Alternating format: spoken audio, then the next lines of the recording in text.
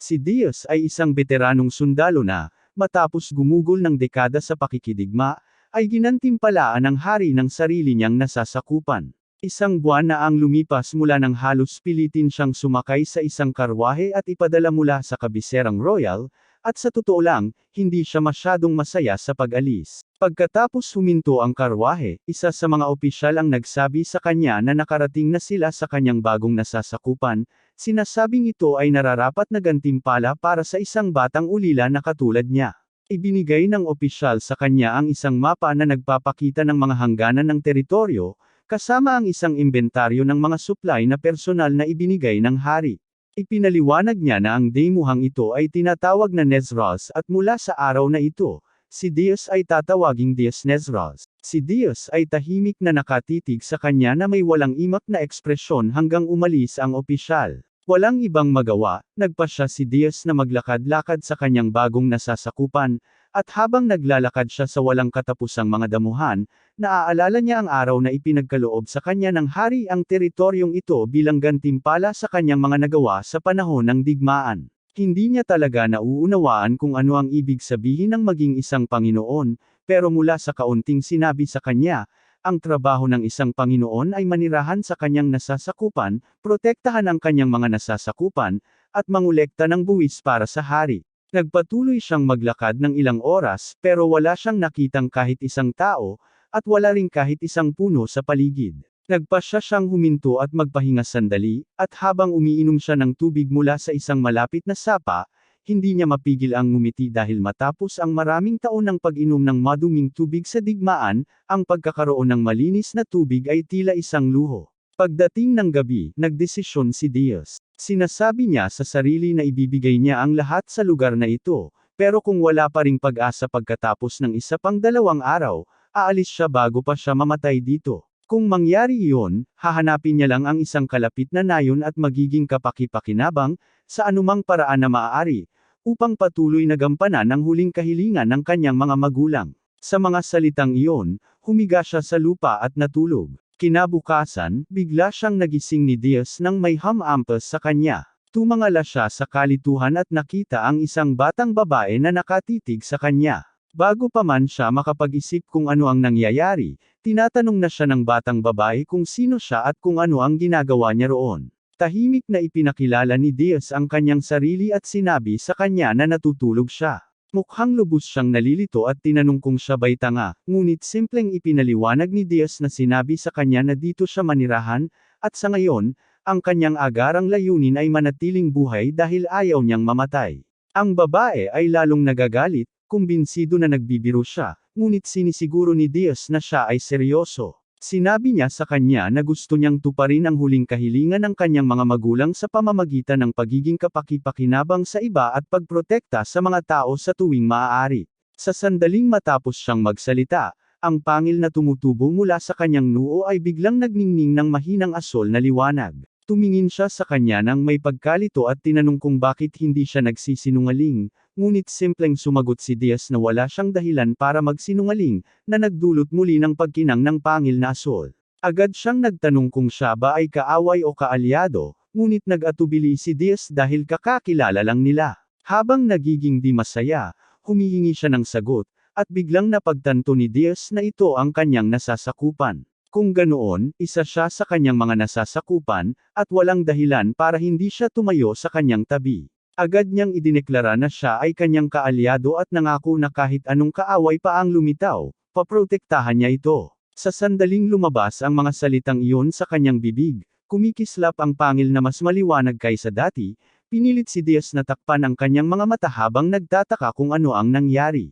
Walang paliwanag na ibinigay, hinawakan siya ng babae at hinayla pabalik sa kanyang nayon upang makilala niya ang pinuno. Pagdating nila, napansin ni Diaz na lahat ng mga taga-Bukirin ay nakatingin sa kanya ng may pagdududa, ngunit ang tanging naiisip niya ay kung gaano siya nagulat na hindi niya nahanap ang nayon na ito kahapon kahit na naglakad-lakad siya sa paligid buong araw. Nang makatagpo sila ng pinuno, agad niyang tinanong ang dalaga kung ang kanyang pangil ay kumikislap ng pula sa anumang pagkakataon, at ang dalaga, na ang pangalan ay Alna, ay umiling at sinabi na nanatili itong asul sa buong oras. Ipinaliwanag pa niya na nang tinanong niya kung kaalyado niya si Diaz, ang asul na ilaw ay lumiwanag ng higit pa nang sumagot siya ng oo. Nagtataka, tinanong ng pinuno si Diaz, kung ikaw ay kaalyado ni Alna, magiging kaalyado mo rin ba ako? Walang pag-aalinlangan, sinabi ni Diaz na syempre oo. Sabi niya, lahat dito ay kanyang nasasakupan, at sa katunayan, ipinadala siya ng hari dito upang protektahan sila. Sa sandaling binanggit niya ang hari, agad na hinugot ni Alna ang kanyang pana at itinutok ito sa kanya, ngunit bago pa siya makagawa ng anuman, itinaas ng pinuno ang isang kamay at sinabi sa kanya na huwag magmadali. Ipinakilala ng pinuno ang kanyang sarili bilang Mol at hiniling kay Diaz na magsimula mula sa simula at ipaliwanag kung paano siya napadala ng hari dito, at pumayag si Diaz at nagsimulang magsalita tungkol sa kanyang nakaraan. Ang kanyang mga pinakamaagang alaala ay ang pamumuhay kasama ang kanyang mga magulang. Palagi siyang sinasabi ng kanyang ina na gumawa ng mga gawain na magiging kapaki-pakinabang sa iba, habang palagi namang sinasabi ng kanyang ama na maging isang lalaking nagpoprotekta sa mga mahihina. Iyon ang naging huling mga salita nila sa kanya bago sila pareho namatay sa isang epidemya nang siya ay 10 taong gulang. Matapos mawala ang kanyang mga magulang, pinagsama-sama ni Diaz ang iba pang mga batang naging ulila rin. Kumita sila ng pera sa pamamagitan ng paglilinis ng bayan at pagkuha ng gantimpala para sa pagpatay ng mga mahihinang halimaw, at sa kabila ng lahat, palaging sinubukan ni Diaz na mamuhay ayon sa mga kagustuhan ng kanyang mga magulang. Nang siya'y mag-15, sumiklab ang digmaan at nagboluntaryo siyang lumaban upang maprotektahan ang mga taong mahalaga sa kanya. Habang lumilipas ang mga taon, natuklasan niyang mayroon siyang likas na talento sa digmaan, at matapos makipaglaban ng 20 mahabang taon, sa wakas ay natapos din ang digmaan. Bilang gantimpala sa lahat ng kanyang mga nagawa, ipinagkaloob sa kanya ng hari ang dominyo na ito. Matapos marinig ang kanyang kwento, naniniwala si Mol na tapat si Diaz nang sabihin nitong nais niyang protektahan ang kanyang mga nasasakupan, ngunit nagtanong siya ng isa pang tanong. Kung hindi sila kanyang mga nasasakupan, pipiliin pa rin ba niyang maging kaalyado nila? Agad na sumagot si Diaz ng oo, ngunit pagkatapos lamang niyang sabihin ito niya na pagtanto ang isang mahalagang bagay. Hindi sila kailanman naging kanyang mga nasasakupan, at sa katunayan, sila ay mga kaaway ng kaharian. Sa wakas ay ipinakilala ni Mol ang kanyang sarili ng maayos bilang pinuno ng tribong Anakan. Sa loob ng maraming henerasyon, nakipaglaban ang kanyang mga tao laban sa kaharian para sa pagmamay-ari ng mga daymuhang ito. Ngunit 50 taon na ang nakalipas, nakaranas sila ng matinding pagkatalo at napilitang tumakas. Nagtataka si Diaz kung paano nila nagawang magpatuloy na manirahan dito pagkatapos matalo sa digmaan, kaya ipinakita ni Mol ang sagot. Sa pamamagitan ng pag-iimbak ng mana sa loob ng mga sungay sa kanilang mga ulo, nagagawa ng mga Anakan na mag-cast ng iba't ibang makapangyarihang spells. Gamit ang mahikang iyon, itinatago nila ang buong nayon mula sa labas ng mundo. Hindi lamang ang nayon mismo, kundi pati na rin ang bawat bakas ng kanilang presensya. Medyo nag-aalinlangan si Diaz kung dapat bang sabihin sa kanya ni Mol ang lahat ng ito dahil siya ay teknikal na naglilingkod sa kaharian, ngunit pinapakalma siya ni Mol na wala siyang dapat ipag-alala. Ipinaliwanag niya na kung ang kanyang horn reading ay hindi asul, hindi niya kailanman ibubulgar ang alinman sa mga ito sa kanya. Ang mga Anakan ay may spell na tinatawag na Soul Appraiser. Tuwing sila ay nasa presensya ng panganib o kaaway, ang pangil sa kanilang ulo ay kumikislap ng pula. Kung ang ibang tao ay walang masamang intensyon at hindi nagdadala ng galit, kumikislap ito ng puti, habang ang asul ay nangangahulugang ang taong iyon ay isang araw magdadala ng kasiyahan o biyaya sa tribo. Ipinaliwanag niya na kung nagsinungaling si Diaz sa kanila kahit kailan, agad na magiging pula ang sungay ni Alma, ngunit hindi ito nangyari, at iyon ang dahilan kung bakit pinili niyang pagkatiwalaan siya. Sabi ni Mol na umaasa siyang maging mahusay na Panginoon si Diaz balang araw, at inaalok niya ito ng kanlungan, pagkain, at kahit ilang hayop upang matulungan siyang makapagsimula. Bilang kapalit, isa lamang ang hinihiling niya, na huwag niyang sasabihin kaninuman ang tungkol sa nayon kahit sa hari. Agad na pumayag si Diaz dahil wala siyang dahilan para magdulot ng problema sa kanila. Basta't huwag na silang magsimula ng panibagong alitan sa kaharian, ayos lang sa kanya na magpatuloy silang mamuhay ng mapayapa sa kapatagan. Pagkatapos, walang pakialam na inihayag ni Mole na itatalaga niya si Alma upang tulungan si Diaz sa kanyang trabaho at alagaan siya, na nagdulot kay Alma na agad na sumigaw ng malakas. Tumulong ang mga taga-Bukirin kay Diaz na magtayo ng tolda, at ipinaliwanag ni Alma na lahat sa nayon ay namumuhay sa mga tolda dahil mabilis nilang maipapak ang lahat kapag nakatagpo sila ng panganib na hindi basta-basta maiiwasan sa pamamagitan ng pagtatago. Sinabi niya kay Diaz na ang natitirang mga supply niya ay darating na sa lalong madaling panahon at ituturo niya sa kanya kung paano alagaan ang mga hayop mamaya. Bago siya umalis, ibinibigay niya sa kanya ang isang maliit na pouch ng methane dust at ipinaliwanag na kapag ito ay ikinalat, naaakit nito ang mga malapit na hayop. Kung huhulihin niya ang mga halimaw na iyon, maaari niyang dalhin ang kanilang karne at balat pabalik sa nayon at ipagpalit ang mga ito para sa karagdagang supply. Agad na umalis si Diaz upang manghuli. Pagkatapos maglakad ng magandang distansya mula sa nayon, bigla niyang naisip na nakalimutan niyang tanungin si Alma kung gaano karaming methane dust ang dapat niyang gamitin. Dahil wala siyang ideya, ibinuhos na lang niya ang buong bag at naghintay. Hindi nagtagal at may dumating na kawan ng mga itim na gansa na tumatakbo patungo sa kanya. Sa halip na magpanik, mukhang nasa sabik si Diaz. Ang kanyang mga instinct mula sa mga taon sa larangan ng digmaan ay agad na umiral habang pinapaikot niya ang kanyang battle axe ng may napakalakas na puwersa. Sa oras na matapos ang labanan, halos kalahati ng kawan ay naubos na, ngunit napagtanto ni Diaz na may isang napakahalagang problema siyang nalampasan. Walang paraan na kaya niyang dalhin silang lahat pabalik mag-isa. Pagdating ng paglubog ng araw, dahan-dahan nang bumabalik si Diaz sa nayon na may isang itim na gansa na nakasabit sa kanyang balikat. Medyo nadidismaya siya na pagkatapos talunin ang marami sa kanila, isa lang ang naibalik niya at iniisip niyang baka pagtawanan na naman siya ni Alma. Gayunpaman, nang dumating siya, talagang humanga si Alma at pinuri siya dahil napatay niya ang isang itim na gansa sa kanyang kauna-unahang pangangaso. Sinasabi ni Diaz nang walang gaanong pakialam na hindi lang ito ang napatay niya. Ipinaliwanag niya na halos kalahating kawan ang nahuli niya pero hindi niya na kayang dalhin ang natitira pabalik. Sa sandaling marinig iyon ni Alma, agad siyang tumakbo upang tipunin ang ilan sa mga taga-baryo upang matulungan nilang makuha ang natitirang mga itim na gansa. Pagkatapos marinig ang nangyari, lumapit si Mole kay Diaz upang batiin siya. Tinawag siya ni Mole na malakas at napaka-masculine, na nag-iwan kay Diaz na nalilito kung ano ang ibig sabihin ng masculine, at nang tanungin niya ito kay Mole, sinabi ni Mole na ang halaga ng isang lalaki ay nagmumula sa kung siya ay masipag at mapagkakatiwalaan. Ayon sa kanya, ang mga katangiang iyon ang nagpapalakas sa isang lalaki, at wala nang halaga ang iba pa para sa isang babae. Mole pagkatapos ay pabirong nagsabi na kung sakaling magpakasal si Diaz kay Alma, natural na asahan ng mga tao ang mas malaking regalo sa kasal kaysa sa karaniwan. Agad na tinangkang itanggi ni Diaz na may nangyayaring ganoon, ngunit tumawa lang si Mole at sinabi sa kanya na huwag mag-alala dahil ang mga tao at si Anakin ay ganap na kayang magkaroon ng mga anak ng magkasama. Kinabukasan, nagising si Diaz at nakita niyang naghahanda ng almusal si Alma para sa kanya. Pagkatapos niyang kumagit, sinabi niya sa kanya na napakagaling niyang magluto. Tinanong ni Alma kung ano ang plano niyang hulihin ngayon, at nagtataka si Diaz kung hindi ba sapat ang nahuli kahapon. Ipinaliwanag niya na kung umaasa si Diaz na makahatak ng mas maraming tao na manirahan sa kanyang nasasakupan, kakailanganin niya ng mga bagay tulad ng balon at palikuran. Kung gusto niyang ipagawa ang mga ito sa mga artisan ng nayon, kakailanganin niya ng mas maraming kalakal para ipagpalit.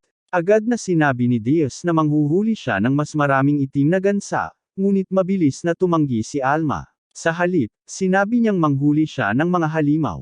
Ang kanilang karne ay puno ng miasma kaya't hindi ito makakain ng sinuman, ngunit ang kanilang mga pangil, sungay, at ang mga mahika na bato sa loob ng kanilang mga puso ay maaaring ibenta sa magandang presyo. Tinanong ni Diaz kung may mga halimaw sa paligid, at sinabi ni Alma na magagamit niya ang kapangyarihan ng kanyang sungay para matuntan ang mga ito. Tumutol si Diaz sa simula dahil iniisip niyang masyadong mapanganib ang mga halimaw para makialam siya, pero pagkatapos ng kaunting pag-aalinlangan, pumayag din siyang hayaan siyang gabayan siya. Kinagabihan, nasa labas si Diaz at nag-aalaga ng balahibo ng mga tupa nang dumating ang ilang mga taga-baryo kasama ang natitirang mga supply niya.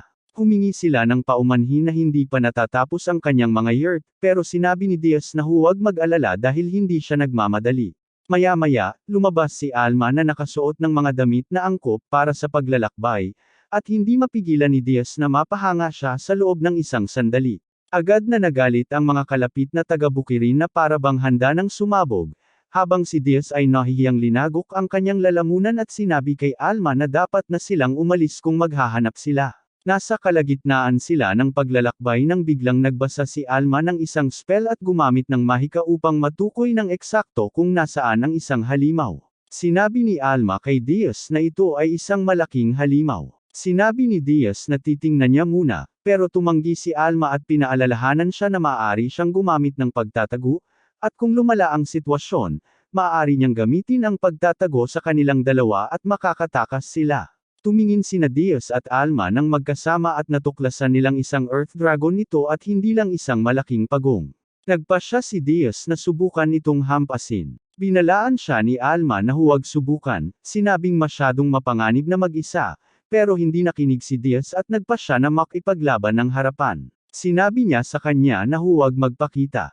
Sinubukan ni Diaz na hampasin ang makaliskis na katawan nito gamit ang kanyang palakol ngunit napagtanto niyang masyadong matigas ang mga kaliskis para mabasag. Pagkatapos ay nagpalit siya ng taktika at sinubukang targetan ang mahina nitong bahagi, ngunit tinakpan ng Earth Dragon ang lahat ng mahina nitong bahagi at yumuko upang protektahan ang mga ito. Muling pinaalalahanan ni Alma si Diaz na masyadong mapanganib ang harapin ang isang Earth Dragon, ngunit mas pipiliin ni Diaz na maubusan ng mga opsyon kaysa umatras. Umakyat siya sa likod ng dragon at patuloy na pinapaikot ang kanyang palakol, umaasang makalusot, ngunit nagsisimula ng mag-chip ang talem.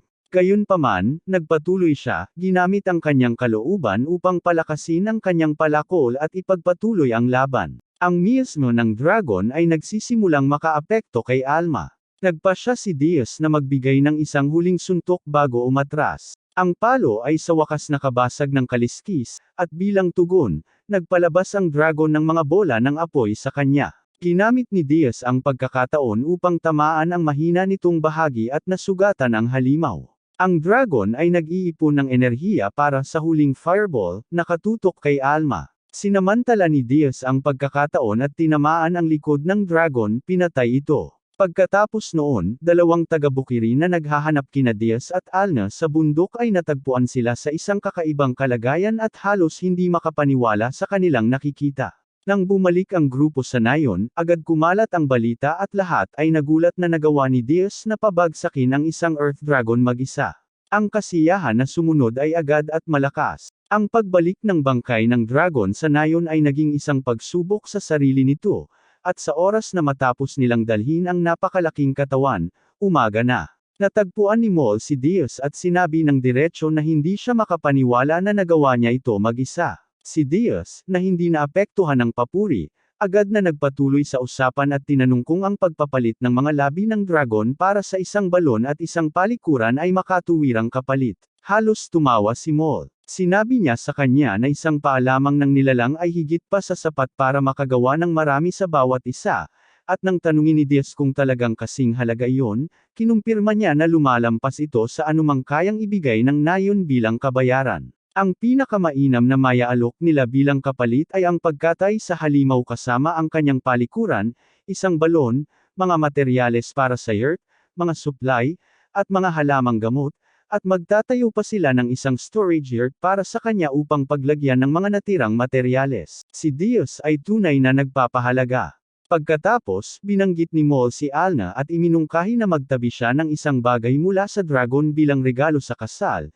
Idinagdag na malamang na magiging labis na masaya ang mga magulang nito kung makatanggap sila ng pangil o pangil. Si Diaz ay mukhang nalilito at nagtanong kung ano ang kinalaman ng kasal sa lahat ng ito. Sinabi ni Mol sa kanya ng simple na mag-aasawa siya kahit na hindi niya pa ito naiisip at gagawin ng nayon ang lahat para makamit ang malapit na ugnayan sa isang kapitbahay na pumatay ng mga Earth Dragon para sa kabuhayan. Binanggit din niya na kahit paano ay maiwasan niyang magpakasal kay Alna, lahat ng ibang karapat-dapat na babae sa nayon ay nasa kanyang pintuan bago magtagal dahil sa kanyang nagawa. Sabi ni Diaz na mukhang seryosong problema iyon. Sinabi ni Mol na huwag siyang mag-alala dahil si Alna na ang pumunta at nakipag-usap sa kanyang mga magulang tungkol sa kasal. Tahimik si Diaz sandali at nagtataka kung iyon ang dahilan kung bakit hindi niya pa siya nakita mula nang bumalik sila, at kinumpirma ito ni Mol. Tinanong niya kung itinuturing na silang engaged ngayon, at ipinaliwanag ni Mol na wala namang kaugalian sa pag-iisang dibdib ang mga anakan tulad ng sa mga tao. Sa kanyang bayan, nag-aasawa ka lang, at ang tanging tunay na pagpipilian ay ang pagpapasya kung kailan ito mangyayari.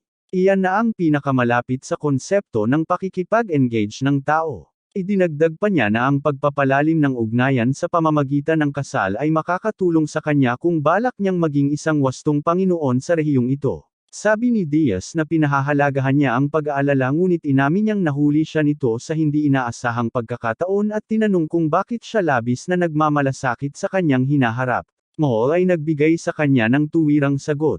Kung may mangyari sa kanya, walang makakapagsabi kung anong klaseng Panginoon ang maaaring pumalit sa kanya at ang hindi tiyak na iyon ay mas gusto niyang iwasan. Sa ganitong paraan, iniwan niya siya upang asikasuhin ang kanyang sariling mga tungkulin. Narinig ni Diaz ang ilang mga taga-baryo na nag-uusap tungkol sa kung gaano na karaming nagawa ni Alna kahit na siya ay napakabata pa. Nagtataka, tinanong niya sila kung gaano na nga ba talaga siya katanda. Sinabi ng mga taga-Bukirin sa kanya na kakalipas lang ng kanyang ika-15 kaarawan at kamakailan lang siya naging sapat na ang gulang para magpakasal. Binibiro nila na nakahuli na siya ng isang kasing kahangahangang katulad niya. Si Diaz ay labis na naguluhan nang marinig na si Alna ay 15 taong gulang lamang. Hindi siya makapaniwala na inaasahan siyang pakasalan ng isang napakabatang tao kahit na siya ay 35 taong gulang na, sapat na ang edad niya para maging ama nito. Sa kanyang sariling kaharian, kailangan munang umabot ng 18 taong gulang ang mga tao bago sila payagang magpakasal.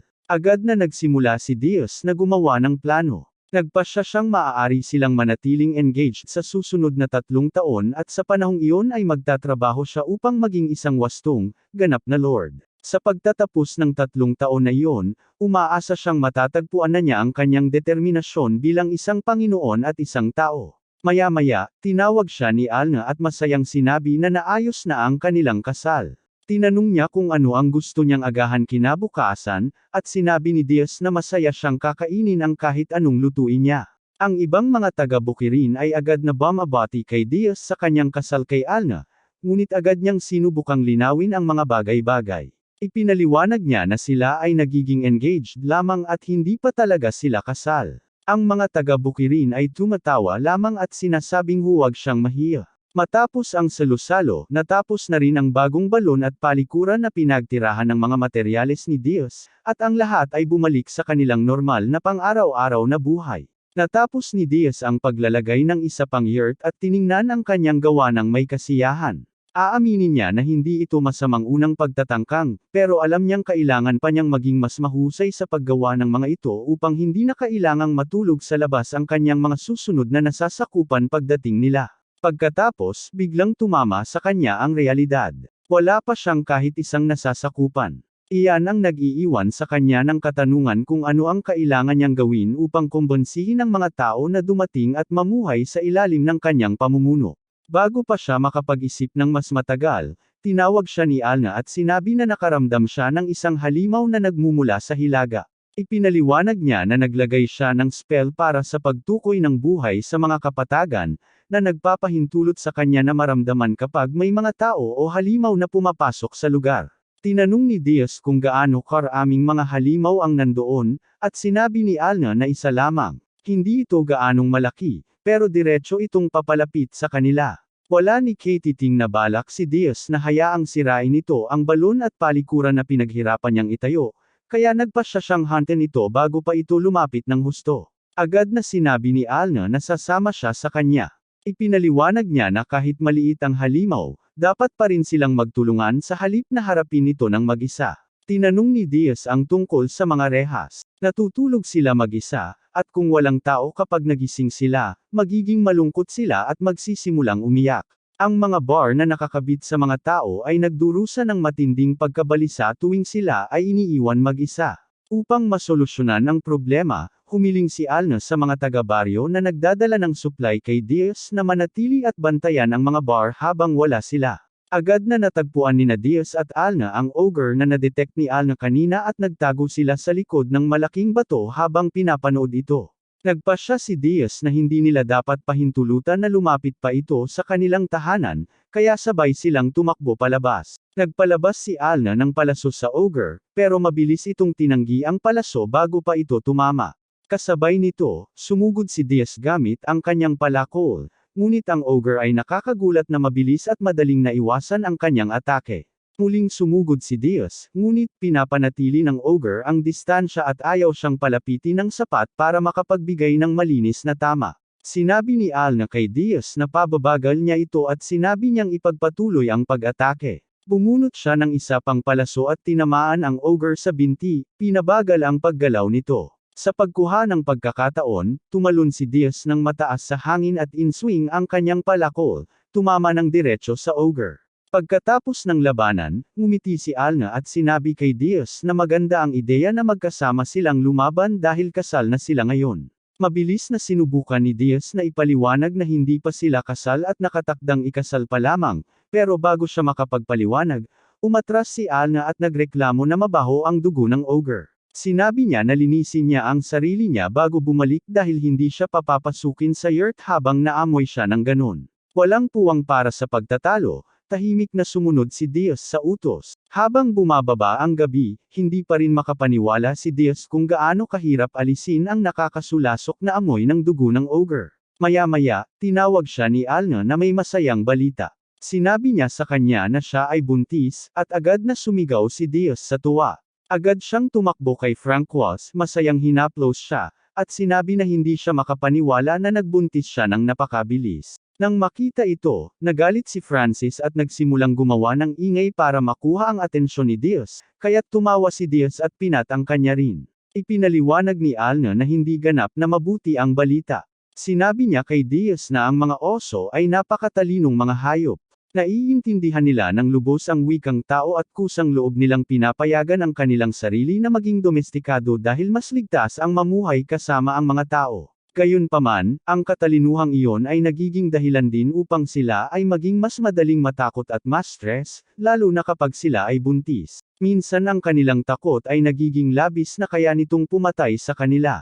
Upang mapanatili silang kalmado hanggang sa manganak sila, ang pinakamalakas na tao sa paligid ay dapat manatiling malapit upang bigyan sila ng kapanatagan. Dahil dito, kailangang manatili sa loob ng yurt sina Francois at Francis kasama nila.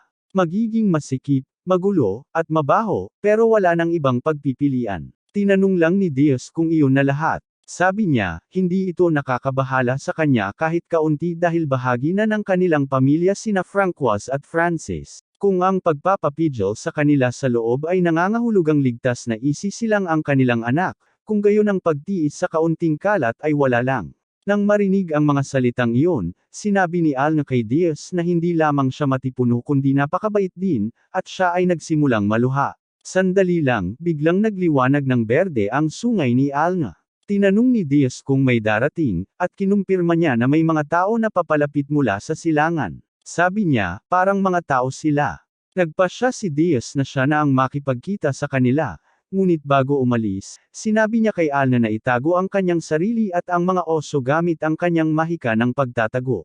Tiniyak niya sa kanya na magiging maayos siya at pagkatapos ay tumakbo patungo sa papalapit na grupo. Habang lumalapit si Diaz, nagtataka siya kung ang mga bagong dating ay mga kaibigan o kaaway. Kung sila ay mapanganib at may dalang mga pana, maaari silang maging delikado, kaya't nagpasya siyang palakihin ang distansya bago pa sila magkaroon ng pagkakataong umatake. Maya-maya, isa sa mga lalaki ang nakilala siya. Siya si Klaus, isa sa mga dating kasama ni Diaz sa digmaan. Bumabati sa kanya ng mainit si Klaus, at ngumiti si Diaz, sinasabing natutuwa siyang makita ang kanyang mga lumang kaibigan na ligtas at malusog. Tinanong ni Diaz kung ano ang nagdala sa kanya doon, at ipinaliwanag ni Klaus na inutusan siyang maging scout at escort. Ang tunay na gustong makilala si Diaz ay ang ikatlong prinsesa ng kaharian. Pagkatapos, humiling si Klaus kay Diaz na dalhin sila sa kanyang manor dahil pagod na ang lahat matapos maglakbay ng mahigit kalahating buwan. Pagdating nila sa yurt ni Diaz, formal na ipinakilala ng prinsesa ang kanyang sarili bilang Dayan, ang ikatlong prinsesa ng kaharian. Nagulat si Diaz na may isang napakahalagang tao na naglakbay mula sa malayo para makita siya. Tumingin si Dayan sa paligid at nagtanong kung ang kanyang manor ay kasalukuyang ginagawa pa dahil wala siyang nakikitang mga katulong. Sinabi ni Diaz sa kanya na wala siyang manor o mga katulong. Ang lahat ng pag-aari niya ay ang yurt na nakatayo sa harapan nila. Aminado siyang maaaring hindi ito kahanga-hanga, pero siya mismo ang nagtayo nito sa pamamagitan ng masipag na trabaho. Nalilito si Dayan at tinanong kung ano ang nangyari sa manggagawa. Naniniwala siya na binigyan ng hari si Diaz ng malaking gantimpala kasama ang sapat na pera para makapagsimula. Sinabi ni Diaz sa kanya na hindi siya binigyan ng hari ng kahit isang pirasong tanso. Halos hindi makapaniwala si Dayan sa naririnig niya. Ipinaliwanag ni Diaz na iniwan siya doon ng walang pagkain o tubig at sa totoo lang akala niya mamamatay na siya. Nais na makuha ang punto, tinanong ni Diaz si Dayan kung bakit siya nagpunta roon para bisitahin siya. Ipinaliwanag niya na ang kaharian ay nasa bingit ng digmaan. Sa kabisera ng kaharian, parami ng parami ang mga tao na humihiling ng isa pang labanan at siya ay dumating upang humingi ng kanyang tulong. Bilang kabayaran, inaalok pa niyang pakasalan siya mismo. Tumutol si Diaz nang walang pag-aalinlangan. Sabi niya, walang paraan na iiwanan niya si Francois habang siya ay buntis. Tinanong ni Dayan kung ang pag-aalok ng mas malalaking gantimpala ay makakapagbago ng kanyang isip, ngunit matigas na tumanggi muli si Diaz. Sinabi niya sa kanila na kung iyon lang ang dahilan ng kanilang pagpunta, malaya na silang umalis. Isa sa mga bodyguard ni Dayan ay nawawala ng pasensya. Galit na galit dahil paulit-ulit na tinatanggihan at nilalay ng isang karaniwang tao ang prinsesa, hinugot niya ang kanyang espada at naghahanda na umatake. Bago pa siya makagalaw, agad na nabasag ni Diaz ang espada ng madali. Tahimik niyang sinabi sa kanila na umalis muli at sa pagkakataong ito, wala na silang pagpipilian kundi sumunod. Habang naglalakad sila palayo, halatang naiinis si Dayan na tinanggihan ni Diaz ang kanyang alok. Nangako siya na balang araw pagsisisihan niya ang kanyang desisyon. Pagkatapos nilang umalis, lumabas si Diaz at sa wakas ay inalis ni Alna ang spell ng pagtatago. Sinabi niya sa kanya na habang nandoon ang mga bisita, ang kaluluwa ng isang tao ay nagpasiklab ng asul sa kanyang pangil habang ang iba naman ay nagpasiklab ng pula at puti. Tinanong ni Diaz kung gaano na siya katagal nanunood at inamin ni Alna na naging balisa si Francois dahil hindi siya makalapit sa kanya. Para mapakalma siya, nagtago si Alna kasama ng mga oso at lihim na pinanood ang lahat mula sa malapit. Humingi ng tawad si Diaz kay Francois sa pag-iwan sa kanya at pinuri si Alna sa mahusay na paghawak sa sitwasyon. Tinanong niya kung ang babae na nagpapailaw ng pula sa kanyang pangil ay may galit sa kanya. Alna ay umiling at ipinaliwanag na ang kanyang tanging pagsusuri ay ngayon kayang maramdaman kung may kaaway sa kanilang dalawa dahil pamilya na sila ngayon. Kinabukasan, nagising si Diaz sa amoy ng almusal habang naghahanda si Alna ng pagkain sa umaga. Bigla, muling kumikislap ng berde ang sungay ni Alna. Sinabi niya kay Diaz na may isa pang tao na papalapit. Nagtataka si Diaz kung isa lamang itong manlalakbay na naligaw ng landas, kaya nagpasya siyang pumunta at tingnan. Bago umalis, tinanong niya si Alna kung sasama siya sa kanya. Sabi ni Alna na hindi ito dapat maging problema dahil isa lang naman ang tao. Plano niyang gamitin ang kanyang mahika ng pagtatago dahil ayaw niyang mag-alala muli sina Francois at Francis matapos silang mapaghiwalay. Sumang-ayon si Diaz, at umalis silang dalawa. Hindi nagtagal, nakita ni Diaz ang papalapit na tao at napagtanto niyang si Klaus ito. Tinawag niya ito, at nahulog ang loob ni Klaus nang makita siya ni Diaz dahil hinahanap niya ang bahay ni Diaz pero tuluyan siyang naligaw. Tinanong ni Diaz kung bakit hindi bumalik si Klaus sa kabisera, at napansin din niya na hindi nasuot ni Klaus ang kanyang baluti. Klaus ay nagbunyag na siya ay tinanggal sa serbisyo militar. Kinuha nila ang kanyang espada at ang kanyang baluti. Agad na nag-alala si Diaz na nawala ang posisyon ni Klaus dahil sa nangyari kay Prinsesa Dayan, ngunit agad siyang pinakalma ni Klaus na hindi ito kanyang kasalanan. Ipinaliwanag niya na kung may sumiklab na isa pang digmaan, tiyak na ipapadala siya sa harapan, at wala siyang kagustuhang makipaglaban sa isa pang walang saysay na digmaan. Dahil dito, sinadya niyang tiyakin na siya ay mapapaalis sa hukbo.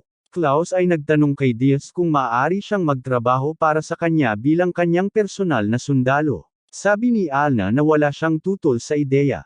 Nang marinig ang kanyang boses, labis na nagulat si Klaus at tinanong kung saan bigla ang nagmula sina Alna at ang dalawang oso. Umiti si Diaz at sinabi sa kanya na mahaba ang kwento. Sa halip na ipaliwanag ang lahat doon mismo, sinabi niya kay Klaus na sumunod muna sa kanya pabalik.